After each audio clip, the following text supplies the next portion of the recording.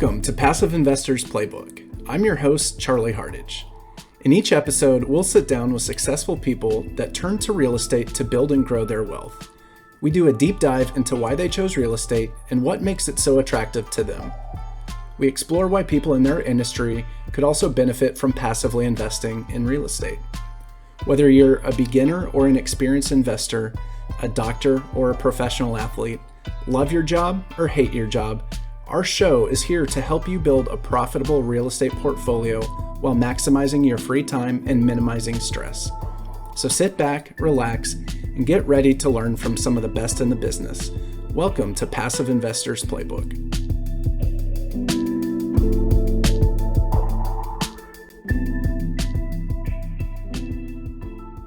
All right, so on this episode, I sat down with Mike Hardy. Mike is he's amazing. He's done so much. He's done a lot with real estate and just a lot in his personal life. It was a true honor to sit and talk with him for a little bit and pick his brain. In this episode, we talk a lot about opportunity zones, which is pretty new to me. And so it was cool for me to learn and kind of understand what opportunity zones are.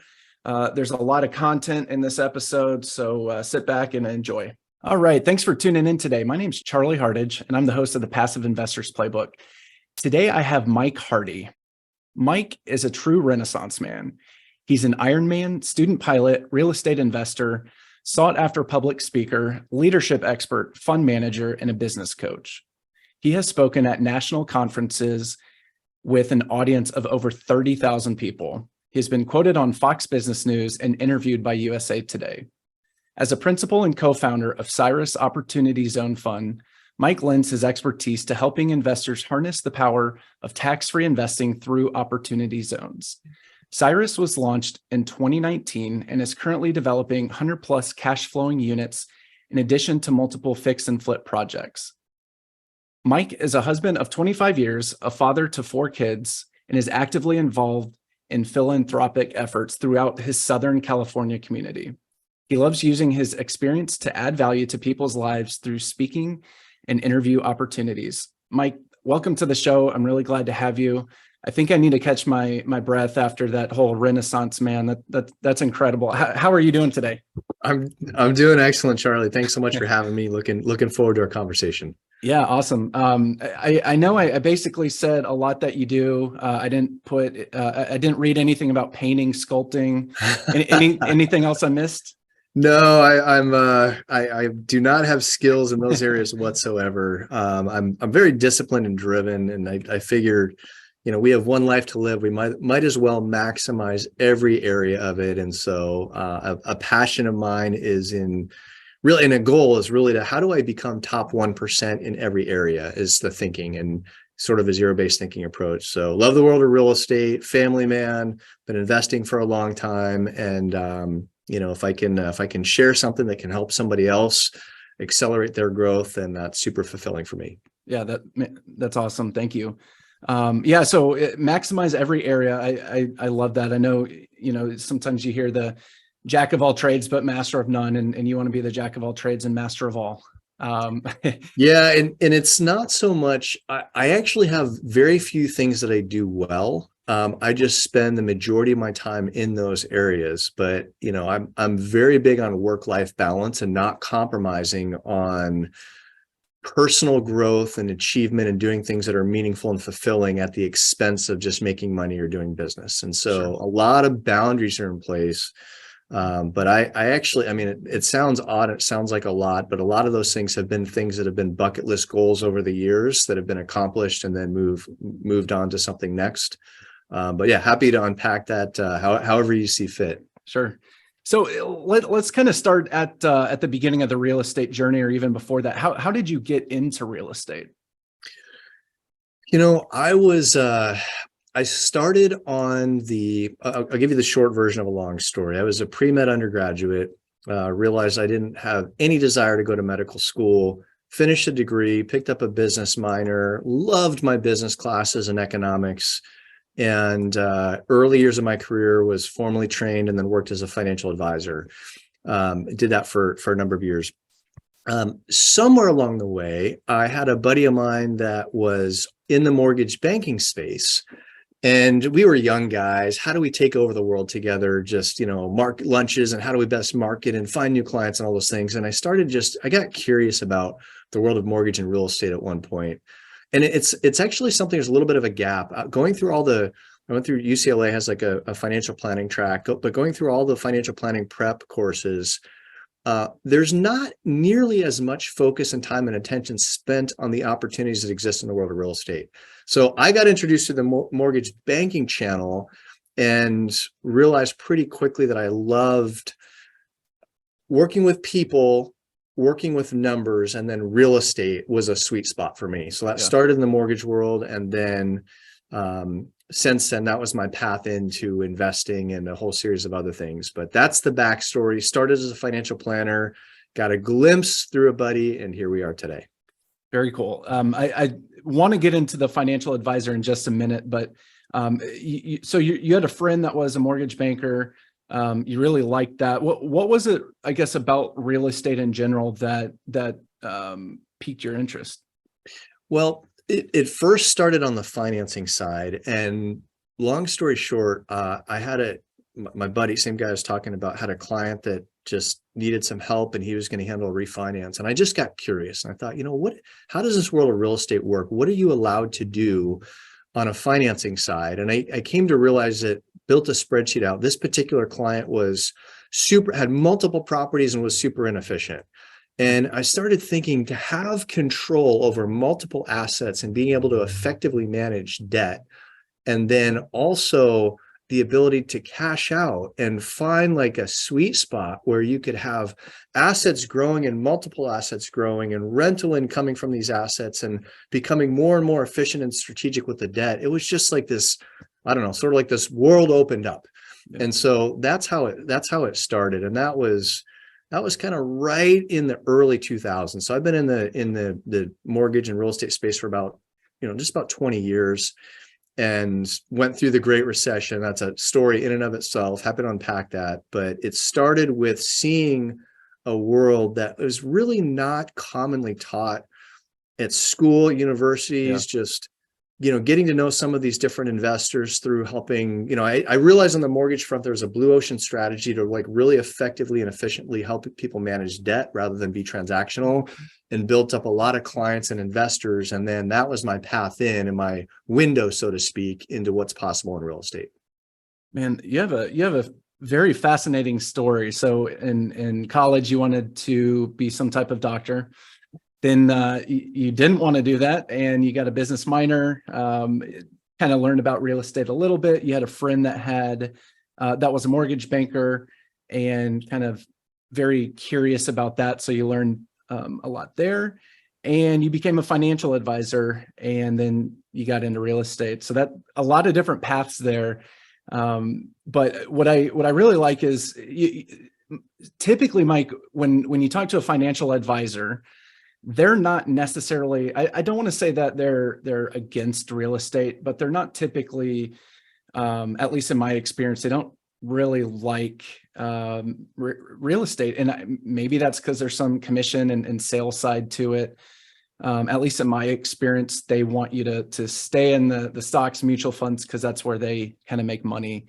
Do you have a similar maybe story where you weren't a big fan of real estate at the beginning, and over time you were intrigued by it?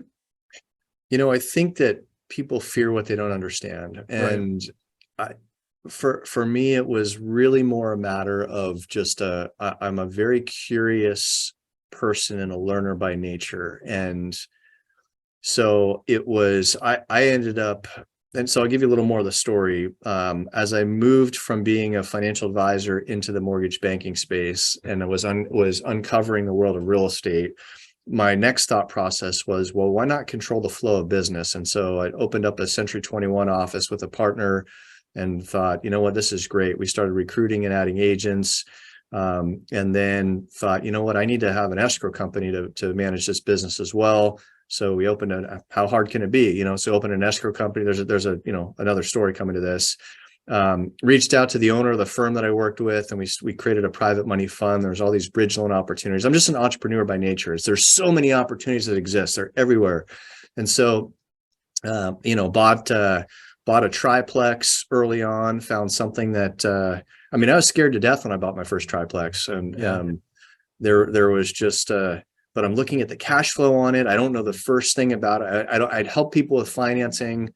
And I thought, you know what, I need to get into this game. And that kind of gave me a taste of what's possible. And so, took an equity line on my primary residence for down payment on the triplex. So it just started. And I think once, it's a little bit like a merry-go-round. It's like kind of once you're on the merry-go-round, then you can a better analogy is like a car driving at night.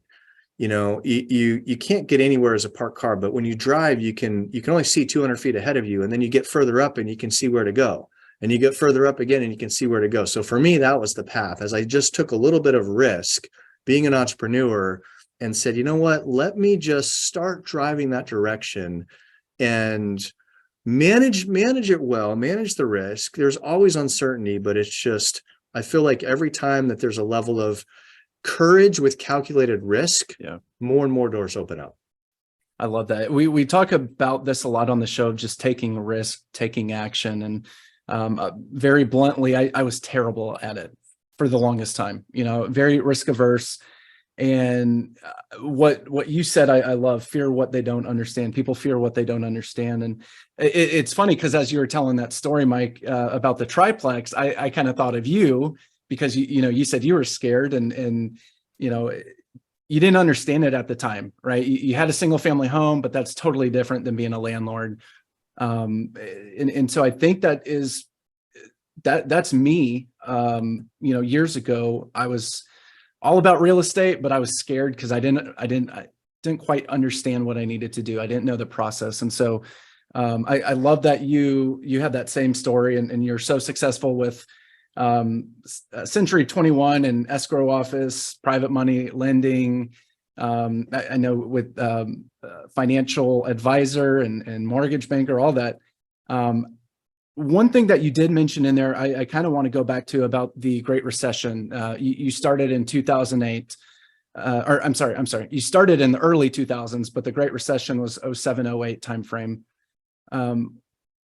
Was there a point where you, around that time, was there a point where maybe you wanted to get out of real estate, or did you have any, I'll call them failures, but really more learning experiences that you want to share? Oh, sure. I've had some paid education in there along the way. I'll walk you through. So I pretty quickly realized that I'm a natural visionary and I can see opportunity and get things started. So I was great on getting things started and up and off the ground and seeing kind of where to go and how to do it and put the people together and, financing if needed.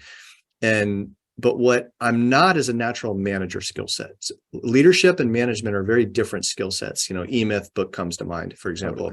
So I made the hard decision that I wanted to sell the franchise, and we started to, first of all, I became kind of like mediocre in everything because there's too much going on. That's a lesson that I've learned. It sounds like there's a lot of things going on, but I'm actually doing very few things out of that list now. But back before the Great Recession, the world felt weird. It felt very odd. I didn't have a level of clairvoyance, but I knew things weren't right. Couldn't put my finger on it, and ended up making the decision to sell the real estate franchise and wind down the escrow company to go just into the mortgage banking space because I knew the mortgage banking, I really enjoyed it. And right as the Great Recession came in. And so I was already kind of around third base with winding things down. So instead of, more like a head-on collision, I got kind of sideswiped and went into the ditch and hit a pole, so to speak. So it took about 1.5 years to clean up the mess instead of maybe, 5 to 7 to 10 years, like a lot of people, just because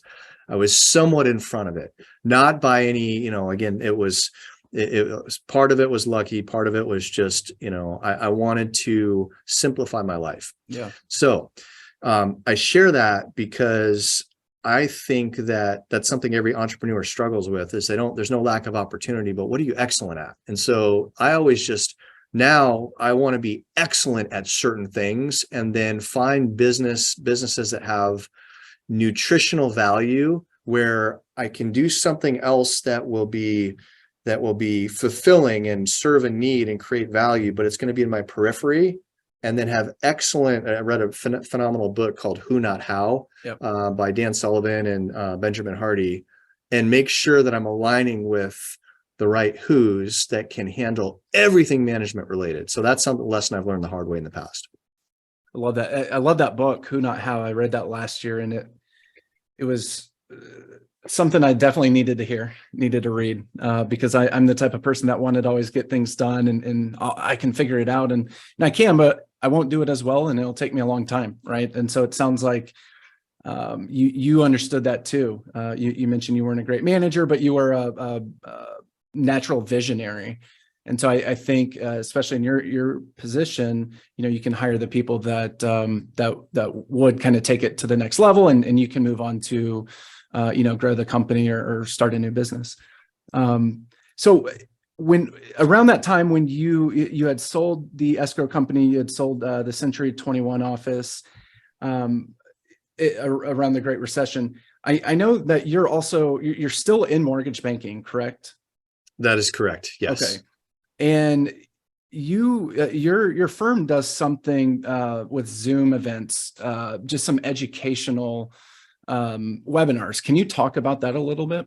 Sure, happy to. So one of the things that we're in the middle of, a really kind of coming out of 3 cycles right now. It's coming out of a seasonal cycle. We've got a once a generational cycle that we're up against, and then there's also a interesting cycle, another book called The Fourth Turning, that talks about a cycle that runs through every 4 generations, every 80 to 100 years. And so that's something we're right in the middle of for the year 2023. But we've been doing Zoom webinars, education based, for real estate professionals and investors and just folks that have a passion, a love, or an interest in real estate on a couple different topics. The first one that we did for a while was comparing 2008 to 2023. What are the similarities and what are the differences? And it was a big hot topic last year and earlier this year, and it's kind of like subsided a little bit for a few reasons, but we called it facts, not feelings. What are the similarities? What are the differences? And then another one that we're recently doing is on recession, real estate, and rates. How will a recession impact the world of real estate? What does that mean for values? What does that mean for interest rates? How do you prepare and get in front of this? Where are the opportunities? What do we need to be careful of? Where's the danger? And so I've got, not quite, I don't know, somewhere between 350 and 400 hours of research into all these topics. It's just a labor of love for me. Yeah. So we do this, about twice a month. We'll have a new webinar that we'll do, and on something related. Sometimes we'll angle it toward investors. Sometimes we'll angle it toward just like families and first-time buyers. But that's something that's kind of fun. I figure this is the stuff that I would want to know when I was getting started in real estate. Doesn't matter if it's just trying to figure out the game for my family. Doesn't matter if it's early investing, building wealth. The whole thought process behind these is just to talk through the stuff that never really seems to make its way out. There's always this like kind of big corporate agenda behind a lot of things. Yeah. This is just a straight talk webinar. I love that. So where can people find that? And I know we'll pitch it at the end too, but just kind of want to bring that up so people can check that out. Yep, absolutely. I actually have a website, MikeHardyBio.com. Okay. On the website, there's a section for the webinars, which it needs to be, it'll be updated here shortly for the next one. But MikeHardyBio.com. Okay. And then on there's a link for the upcoming webinars. Awesome. Yeah, that's great. I really like that, because I know if you talk to 10 people on the street, what do you think about the real estate market right now? 90% of them are going to say, oh, it's terrible. Don't do it. It's a terrible time to buy. But probably out of those nine of them don't really know much about the market except what the media says. And so I've not seen those webinars that you've done, and I definitely want to check them out too. but I love hearing about real estate market from experts, not from the media. Just want to call that out. That's right. Yeah, there's, it's funny. Two of the slides come to mind that we talk about. One of them shows buyer sentiment, and it shows what is the highest sentiment and worst sentiment that exists, and it shows it trailing over time. And right now we are about the worst sentiment for buying real estate that we've had since, when? 2011. Like Really? right at sort of the bottom when everyone thought, it's like, how much real estate do you wish you would have bought in 2011? Just as an example. Yeah. Right. You would have ridden up, one of the greatest real estate bull markets that we've ever had. But the buyer sentiment is pretty close to that right now. It's kind of interesting to see. And then another one we have is it shows all of the media headlines year over year over year over year, talking about, this is starting, I think, in 2015, 16, 17, 18, 19, 20, talking about how horrible, how real estate's going to bust, how it's better to, like all these things. And so it's just almost comical, because then we'll show the appreciation that took place that year and the underlying supply and demand that exists that's pushing it. We're basic math guys here. What's the supply? What is the demand? How is the credit environment? And how is affordability? Affordability is challenged right now, right? But credit environment, super healthy, massive influx of buyers coming in, just looking at we look at demographic trends as well.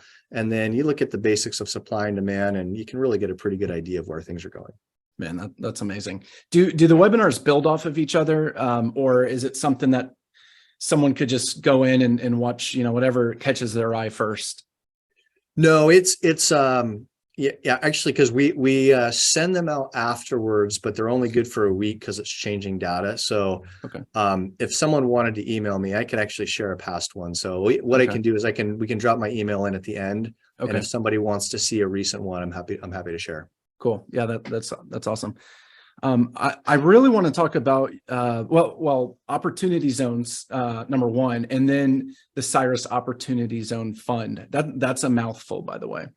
Can you explain to the audience what an opportunity zone is?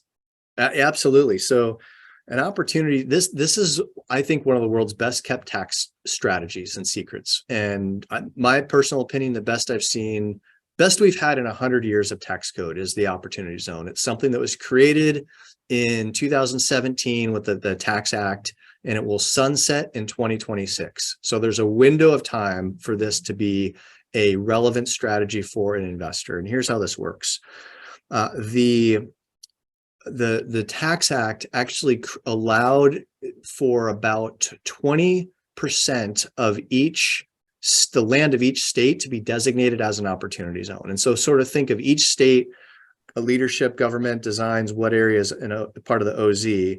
And the whole point of this is to have it be really the underserved lower income areas. Okay. So if you think of the, sort of bottom lower 20% of areas of each state, that's most likely going to be an opportunity zone. Now, here's what this means.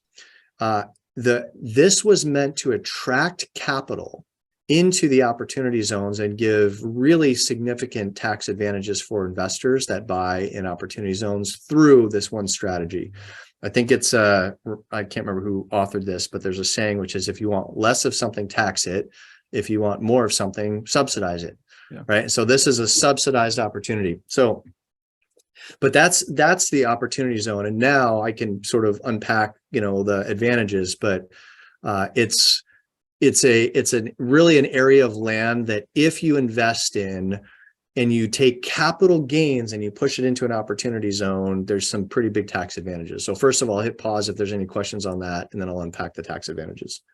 No, I know. So I'm based in Nashville. Tennessee has opportunity zone as well, but they also have I forget the designation, but it's for rural areas.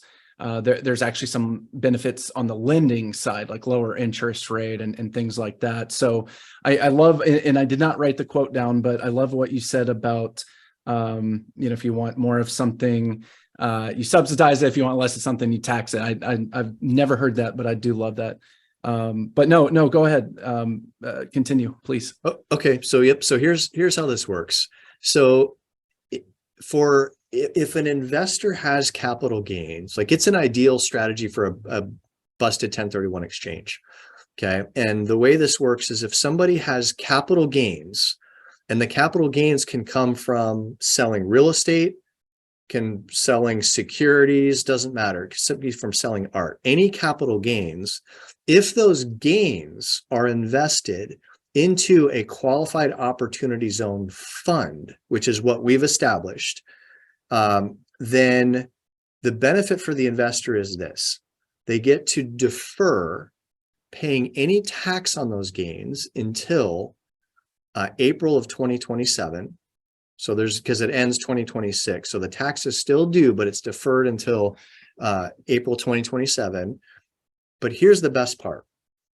The best part is that, very similar to like a Roth IRA, all of the money that's contributed to a qualified opportunity fund, as long as it stays in that fund for a 10-year window, and you can pull it out once a year if needed, but as long as it stays in for a 10-year window, all of the growth will be able to exit capital gains tax-free, just like a Roth IRA. Wow.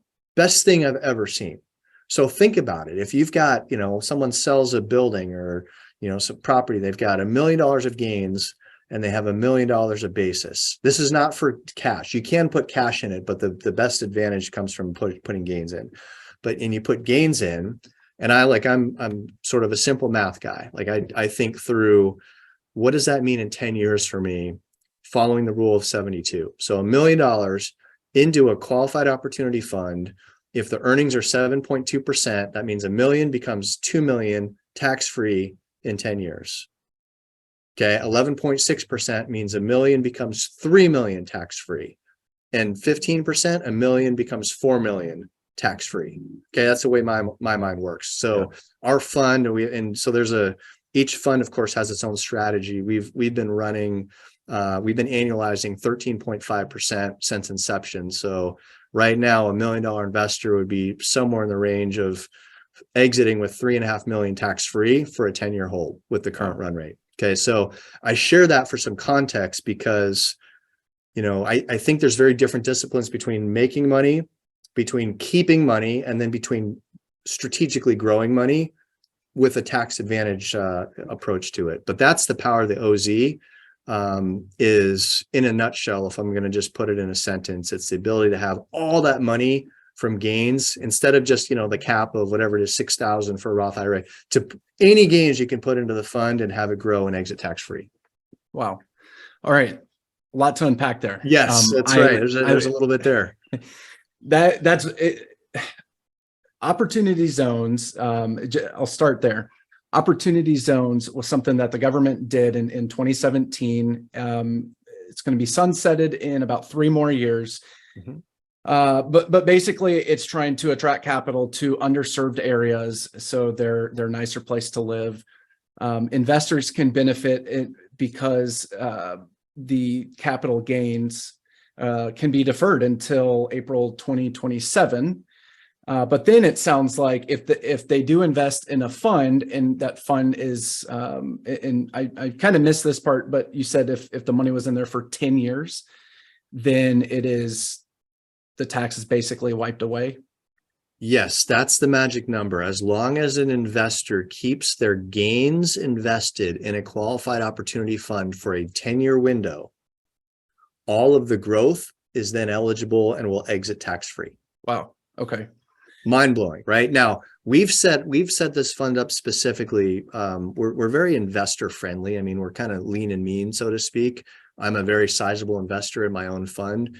But we're set up to be able to, a couple of things that we wanted to set up is, if somebody does not have the outside liquidity to pay the tax in 2027, they can margin against their own account to be able to pay the tax that's due. Like, why the government didn't align the tax due with the exit, I don't know. But, for whatever reason in 2027, there was obviously some neat governmental needs. And so that's when the tax is due. But what we wanted is the investment to be able to stand on its own. And so let's say somebody has $1 million in the fund, and now come 2027, they've got $200,000 of tax due. They can margin with a wash loan account, equal crediting rate and equal lending loan amount, interest rate, so that they can take that and pay the tax if they don't have outside liquidity. Gotcha. That makes sense. So Okay. that way, then the rest of the money can continue compounding. Very So cool.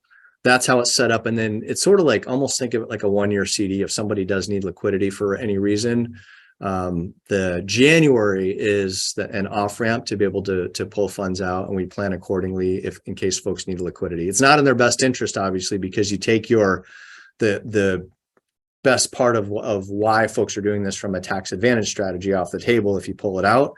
But we know how life goes. If someone needs liquidity, then it's available. So what do you invest in then? Obviously opportunity zones. Where are these located? What asset class? Sure. Nope. Absolutely. So we do a couple things in our fund, and I'm based in Southern California, and there's a little bit of a niche we have just being in the mortgage and real estate space for so long.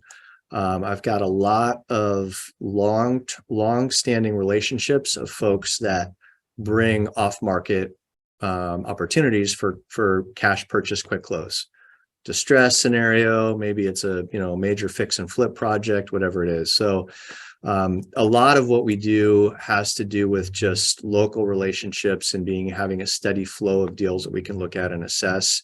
The fund is a couple of different strategies. One is we're able to buy. We're building out 100.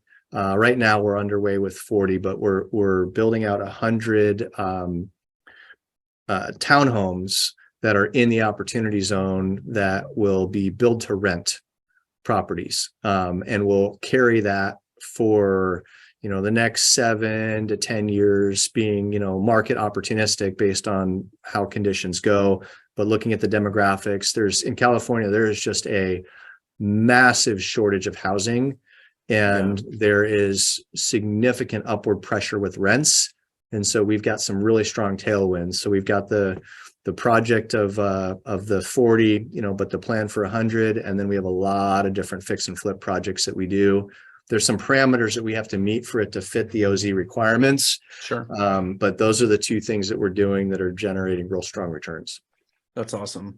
Build to rent, I think it's becoming popular. I think it's a really good route. A lot of people like to rent, don't want to take care. It seems like the millennials are kind of wanting to rent more. And so I think build to rent is a phenomenal strategy, especially if it can be in a OZ, in an opportunity zone, get a lot of tax benefits there. And so those are the townhomes that you're building right now. Is that correct? That's correct. And then you're also doing fix and flips. Yep, fix and flips as well. We also have some boots in the ground in Ohio, and we are early stages of launching some projects there. There's just some real significant upside. We have a little bit of a niche because we're larger than the mom and pop, but below the Wall Street funds from a size and our appetite standpoint. And there's just massive inefficiencies in that area.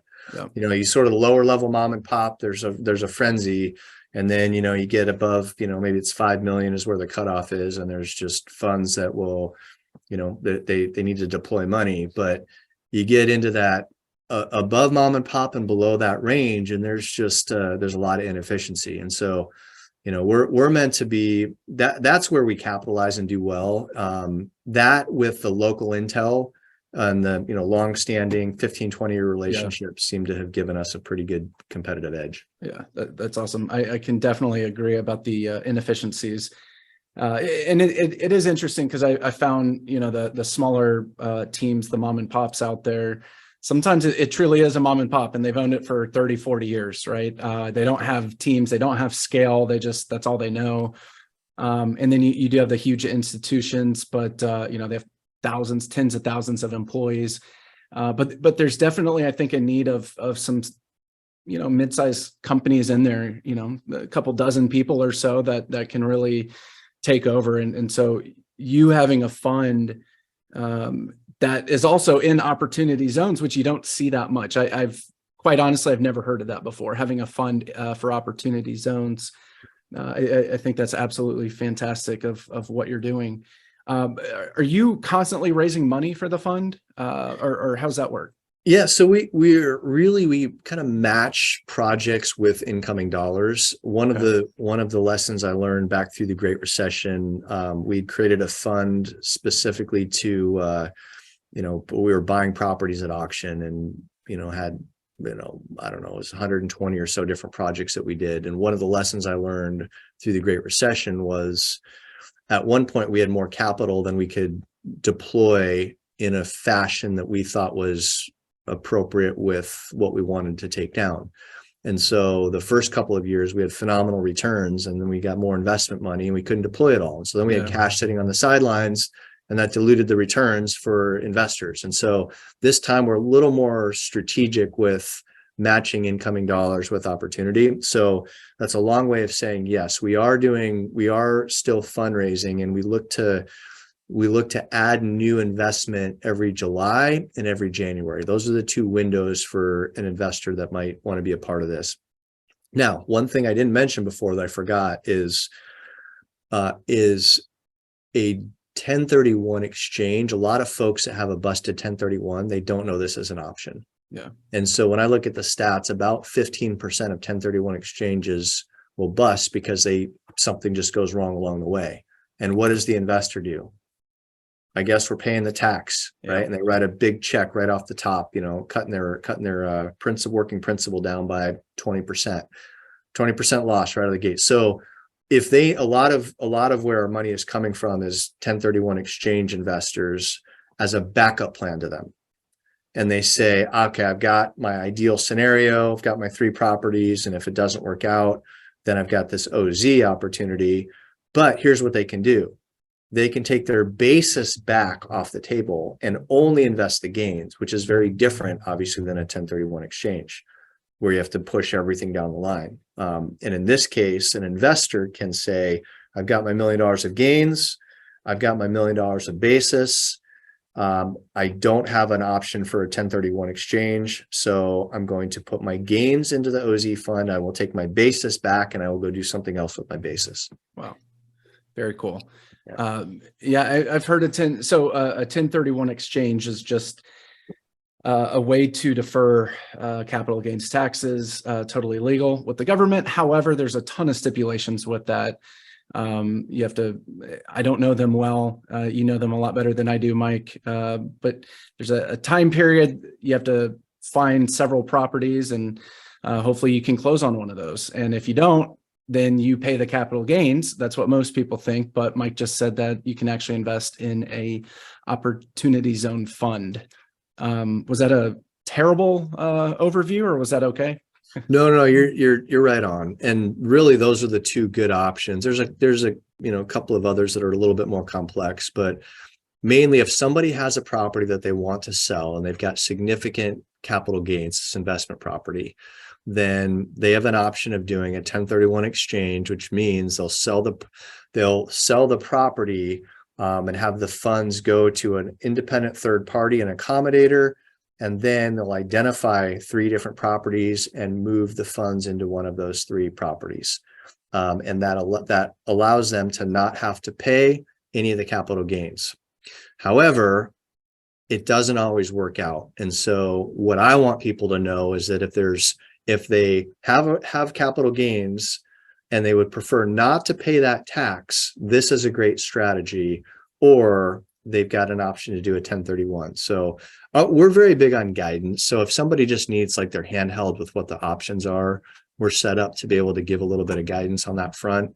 But I think that for investors, what I hate seeing is people that needlessly pay tax when there's a better way of doing things. Yeah. And I think that if you think through the power of compounding over time and having principal continue to work for you, the difference between being very efficient and strategic with investing and with tax versus not is the difference between, a comfortable retirement or an extremely comfortable retirement, or even potentially generational wealth. And so it's a big difference looking at how you invest and then the tax efficiencies as well. I totally agree. And you mentioned something that, to be honest, I haven't heard in years. I've not heard anyone say this in years, but I use it almost every day. And that's the rule of 72.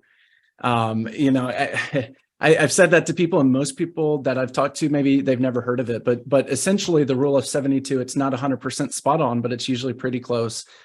If something makes 10% interest, how long will it take to double your money? And so you take 10% divided by 72, it's 7.2.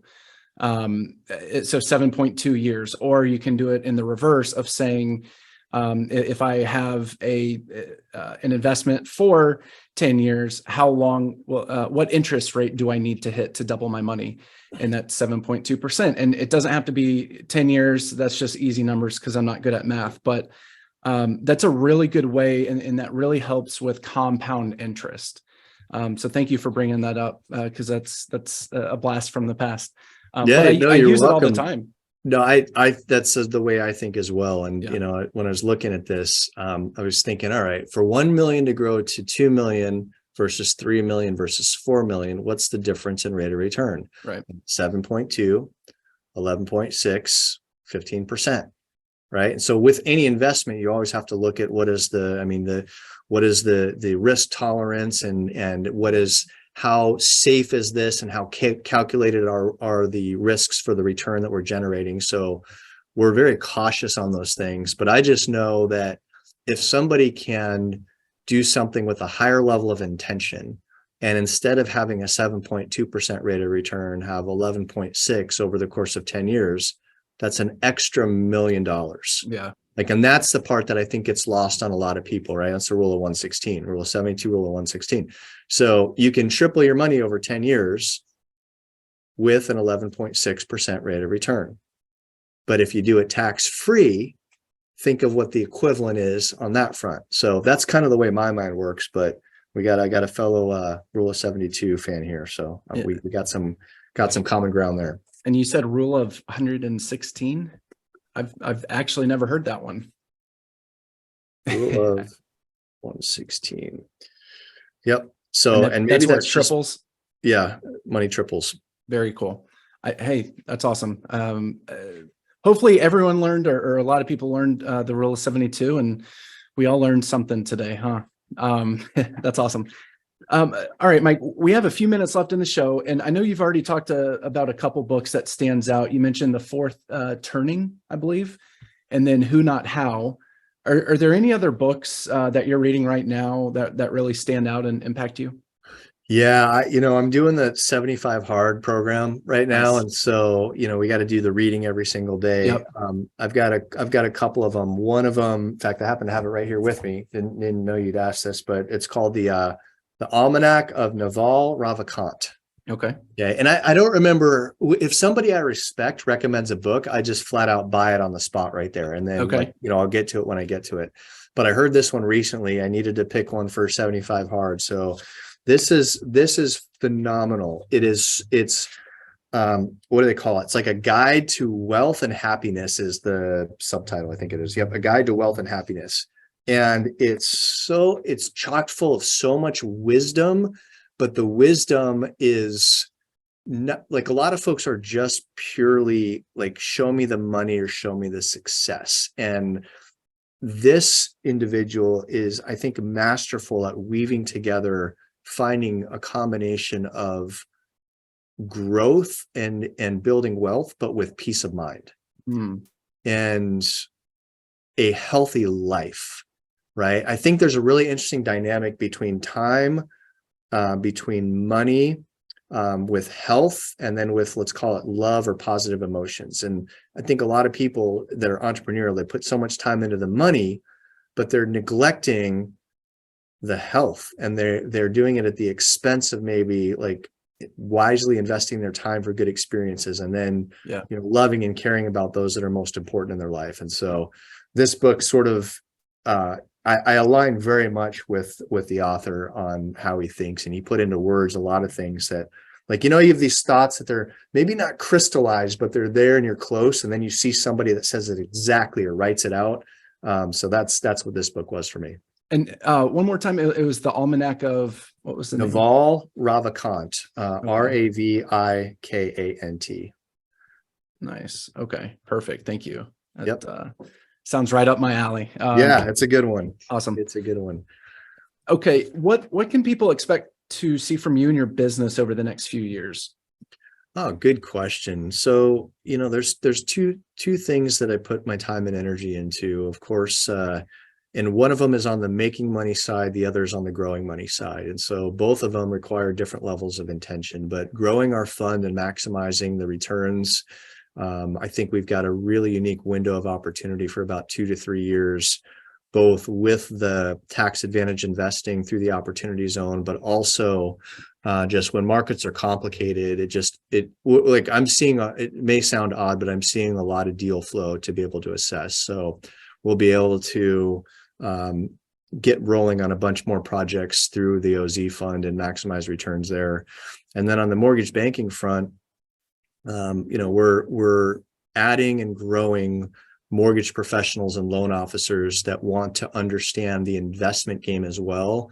And then also, build wealth personally, but also understand the complexities of real estate. I see a lot of people in the mortgage banking business that maybe they're really good at sales and they've got a good math mind, but they don't bridge the gap into wealth building. Yeah. And so that's something that's a passion of mine, is taking folks that love the world of real estate or mortgage and helping with the teaching and coaching of wealth building and just thinking bigger and thinking different. I love that. Yeah, that's awesome. All right. I know we kind of talked about it earlier. You mentioned your website is mikehardybio.com. What's the best way to reach you? Is that Sure. through the website? Yeah, I'll give you my email address. It's Mike at cyrusozfund.com. And then the website for the fund, for those that are interested, maybe a investor, capital gains issue, wants to check it out some more, it's www.cyrusozfund.com. Cool. We'll put that in the show notes. All right. Awesome. Mike, man, this has been amazing. You are a true Renaissance man and very, very motivated and visionary, and you haven't slowed down, it sounds like. So really appreciate you being on the show and sharing with the audience your story.